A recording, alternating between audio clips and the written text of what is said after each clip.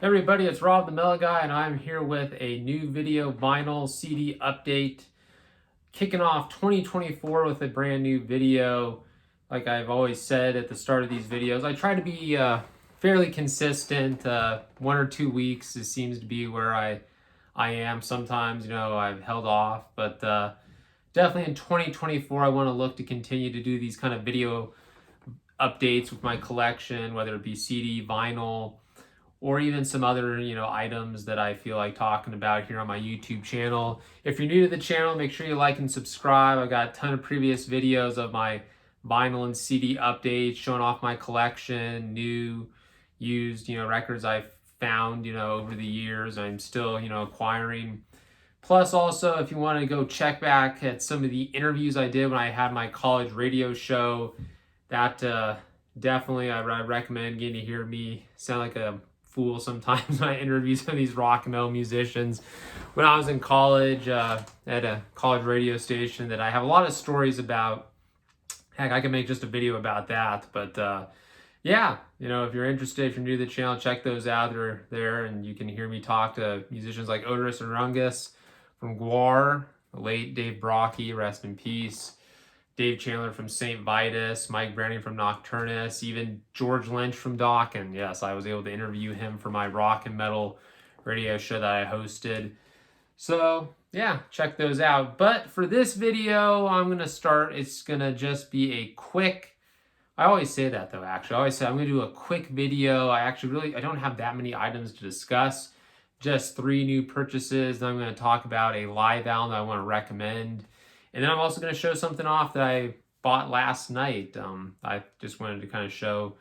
But let's begin with the first band I want to talk about. I got 2 CDs from them. This is Tokyo Blade. If you're not familiar with Tokyo Blade, they are a new wave British heavy metal band. They came about their early 80s from the UK. Part of that new wave of British heavy metal scene that spawned such legendary acts, of course, as Iron Maiden, right? Saxon, the list goes on and on of great new wave British heavy metal bands. Satan, one of my favorites. Diamond Head. A lot of these bands, because of Metallica covering their songs, have gotten some notice, recognition. Some, of course, Iron Maiden go on to, be huge acts. Where some of these bands, unfortunately, didn't get the recognition. But this is the first Tokyo Blade release. This is their first album. But you also have bonus tracks on this release. I got this through Shadow Kingdom Records. They're a distribution site. They're in conjunction with Hell's Headbangers.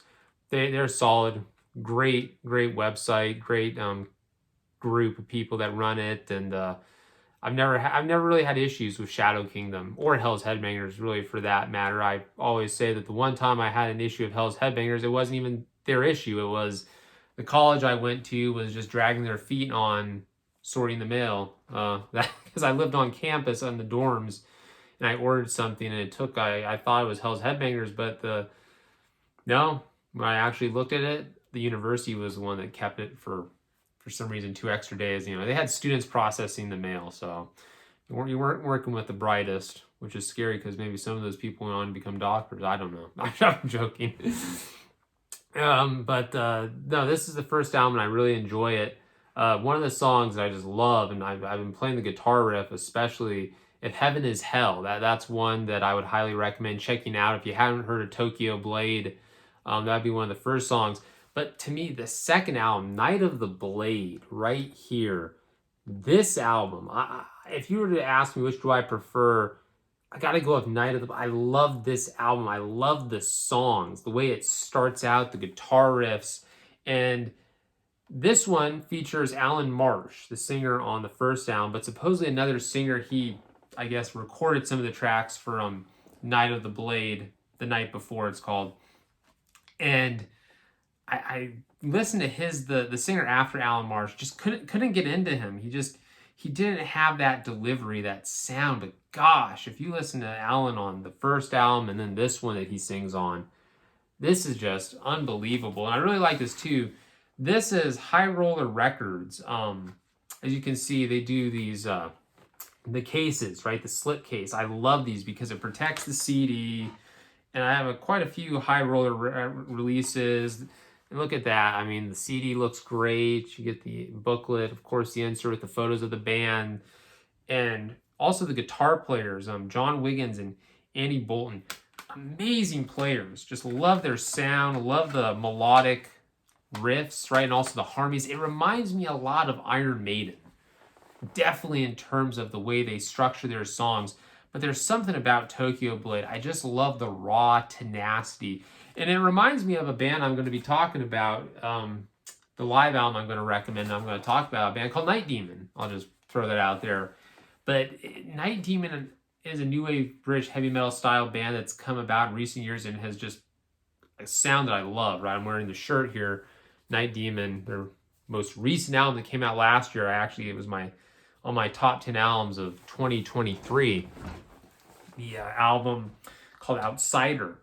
And when I listen to Tokyo Blade, I'm thinking, yeah, Night Demon definitely you could tell was influenced. Or this is one of those bands that has a sound and has a style. And I can say that a lot of the bands that have come about in recent years, the new wave British heavy metal worship bands, without question, I'm sure some of them have listened to Tokyo Blade, because what this band did just on these first two albums alone, these releases and the EPs, I just blown away. Tremendous, tremendous musicianship, songwriting, and the power, right? That classic new wave British heavy metal spirit and energy is what drives this band. And it's one of those, there's a lot of bands when you look at the new wave of British heavy metal that you wish could have made it bigger, right? We can always go after the ones that, of course, we do, are lucky to have bands like Iron Maiden that had the success, but there's some bands from that period. You just look at that, even bands not, from the UK, but around that time that put out releases that you always wonder, why didn't they get more recognition? And I believe Tokyo Blade, without a question, is a band that deserved more recognition. Their talent is undeniable. And you listen to these two releases and you'll hear it. So this is the first self-titled Tokyo Blade release, and this is Night of the Blade, the night before. Highly recommend them. A good song on this is also Warrior of the Rising Sun, right? They definitely write a lot of songs about samurai, Japanese culture, warrior culture, and they just really nail it with the singing by Alan Marsh, and then the guitar playing by their two guitarists is just phenomenal. Really good stuff. So highly recommend Tokyo Blade. And then after that, it's kind of a little bit of departure, but this is the remastered, this is Marduk Panzer Division. I saw Shadow Kingdom had a copy of this, and this is probably my favorite Marduk album. And the 2020 re-release, this is through Osmose Productions. Osmose Productions, great label. And they've done a lot of reissues and re-releases. And if you want to check, this is really cool. It's on like splattered camo vinyl, which very appropriate for the album Panzer Division. This album is amazing. If you're a fan of black metal, just intense, raw, vicious black metal, you need to check this out. It is a great release. So one of the songs that I think is just a great, fascinating, intense piece of music is Baptism by Fire. Just that run right there, I think, is probably one of the most recognized songs. But Beast of Prey, Blood Dawn, and then the one song I'm sure every black metal fan also enjoys, a Marduk fan, Christ Raping Black Metal. Very blasphemous lyrics, and Marduk is a band that highly influential when you look at so many bands that have come along after them and what Marduk was doing at that time. I would say they had a sound and attitude and just a raw aggression in terms of, most black metal bands, I feel, with their more recent albums especially, have kind of lost something, where Marduk, they're putting out new music still, and it's killer. It's just vicious. It has that grim, aggressive, fast, raw tone that you heard from the early releases like Panzer Division and so many great Marduk releases, you can go through the years. And like I said, I still think they're a band that's continuing and doing a very good job. So congratulations to Marduk for that, because not many bands, in my opinion, have done that. But if you want an album that just stands out, Panzer Division, tremendous release from top to bottom.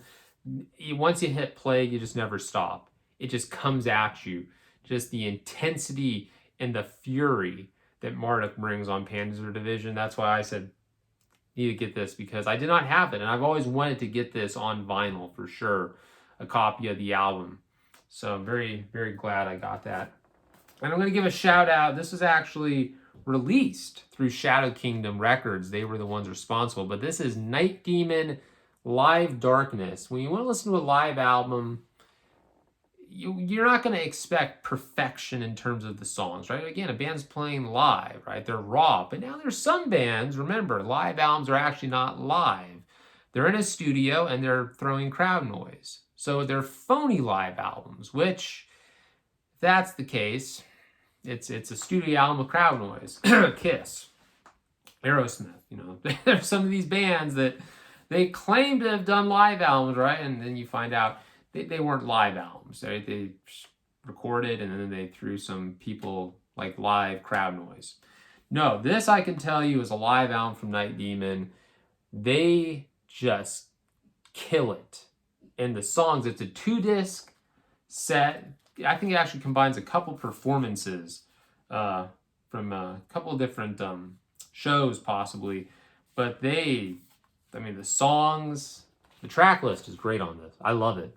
Just these, you can't go wrong. They start out with Welcome to the Night. You got songs like Full Speed Ahead, Curse of the Damned. That one right there gets the crowd going, raising their fists, banging their heads along to the rhythm. Jarvis, his presence, he is an amazing singer, bass player, just as a front man.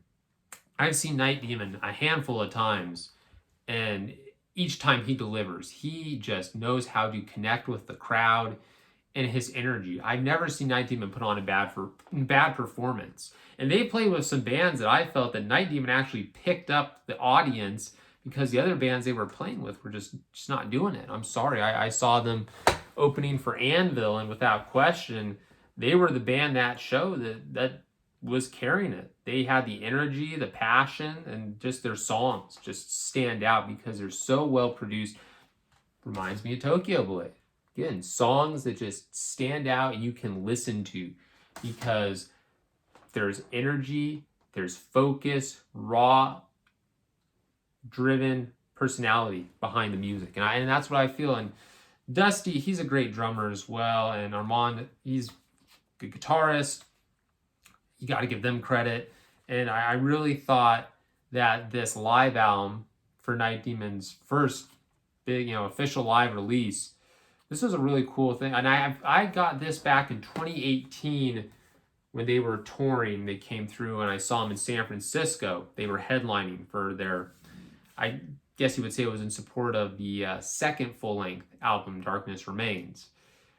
And they played great, but I really like to see them again now that Outsider, their third full-length album, has come out, and see how they sound and what they're able to accomplish. I definitely believe that Jarvis, I still watch the videos. He's doing a great job, and I just can't say enough. I've interviewed him a handful of times, and he also is a just really down-to-earth fan and, musician.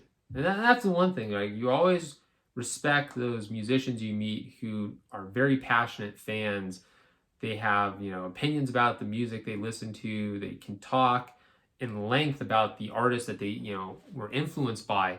And for sure, when I've talked with Jarvis, you get that, right? You get somebody and who's also very wise to the business. He's been doing this for a while. Even before Night Demon, he was involved in the business aspect. And their career, I'm just very proud to say that I've seen this band from the beginning when they put out that first 4-song EP on Shadow Kingdom Records, right? And they weren't getting a lot of attention at the time, but you could tell they were putting themselves out there. I reviewed the EP. Jarvis reached out and thanked me, and I said, hey, you want to come on my college radio show? And after that, we just connected, talking back and forth. And he told me, hey, we're going to put out our first full-length album. I want to give you an advance copy. I played that. It was Curse of the Damned. I played that on my radio show in college. And so over the years, just watching them continue to grow, success, their tours, whether it be, again, albums, new releases, working with certain, artists, Lee John Roth, they did the live show where he came on and they played a song. It's just so cool, right, to see this band. And now I believe they're going to continue touring this coming year with, was it Blind Guardian?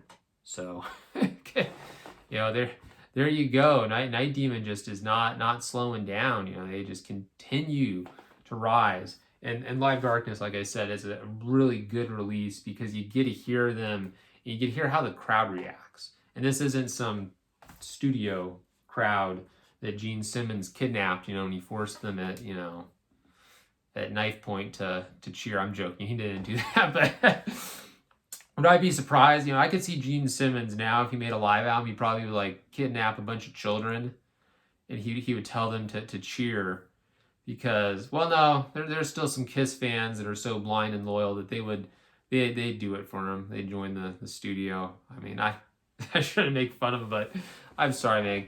Well, they're retired, aren't they? They're retired now, so who cares? I still, the classic stuff you listen to. And Ace Frehley.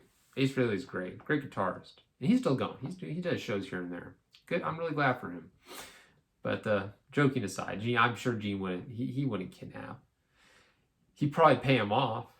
He seems like that kind of guy. He throws money around and he does stuff like that. I'm joking. Anyway, that's those are the albums I have, the CDs. Check it out. Marduk, if you haven't. Tokyo Blade, and then the Night Demon release. I highly recommend. And I've got some other albums that I've ordered, waiting on. Old Tower, cough, cough.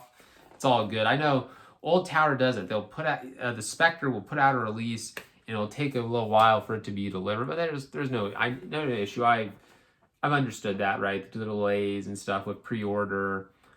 There's one album that I pre-ordered that I'm really looking forward to. It's the debut album from My Life with the Thrill Kill Cult that was re-released on vinyl through Wax Trax Records, and so that's an album I'm highly anticipating getting.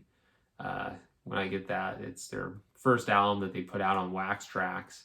I have the band's second, Confessions of a Knife, one of my favorite albums, and then the third album, Sexplosion. So getting this album, I'm just really excited because add to my collection. Also, it's a great release. It's got some amazing songs on it if you're a fan of industrial music. I've talked about them before. But anyway, let me just quickly show you what I got last night. My nephew and I went to Guitar Center. I've been waiting to get this.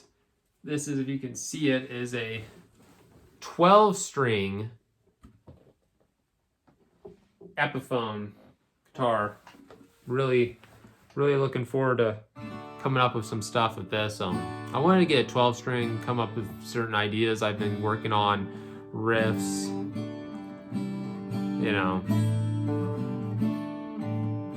I'm okay.